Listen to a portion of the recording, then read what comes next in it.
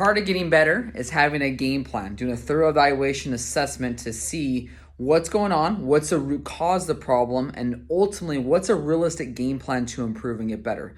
So when anyone comes in, that's the first step. Figure out what's going on, what's going to be a game plan. And ultimately, our goal is to improve. We want to see an adaptation to heal and change and get better. So we definitely have some checkpoints and reassessments along the way to know and expect. Guess what? If we have a game plan, we better expect to see progress and improvement.